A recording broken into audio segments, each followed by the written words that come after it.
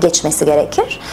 Bu da yine öksürüğün nasıl bir öksürük olduğuyla ve yanında hangi bulguların, hangi belirtilerin olduğuyla oldukça yakından ilişkili bir şeydir. Eğer bu üst solunum yolu enfeksiyonuysa bu çocuk 10-15 gün öksürecektir. Bu çok normaldir. Burada da yapılacak şey daha çok sıcak sıvılar, ılık sıvılar vermek.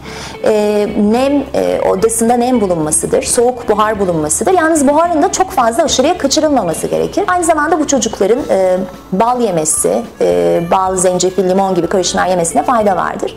Öksürük şurupları ise genellikle semptom gidericidir. Yani öksürük şurubunun aslında tedavi edici ya da tedaviye katkıda bulunucu bir tarafı yoktur. Gittikçe de çalışmalar gösteriyor ki özellikle de 2 yaşın altındaki çocuklarda öksürük şurupları faydadan çok zarar verebiliyorlar, tehlikeli de olabiliyorlar. O yüzden bu şurupların 2 yaşın altındaki çocuklarda kullanılması artık hemen hemen hiç önerilmiyor. Onun üzerinde de yine çok dikkatli kullanılması, doktor tavsiyesiyle kullanılmasında fayda var.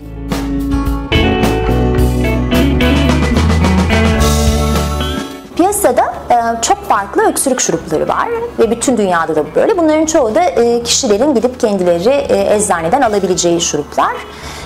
Ancak bunlarla ilgili aslında her zaman bu tıp aleminin için önemli bir konuydu. Çok fazla araştırma yoktu.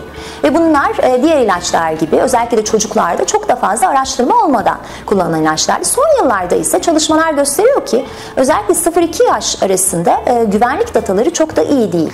Yani baktığınızda sağladığı yarardan çok yan etki yapabiliyorlar. Yine büyük çocuklarda bile aslında etkileri oldukça sınırlı. Yan etkiyle kıyasladığınız zaman çocuğa sağladığı yarar oldukça sınırlı. O yüzden de bunların çok dikkatli kullanımı, yine doktor kontrolü dışında kullanılmaması çok önemli.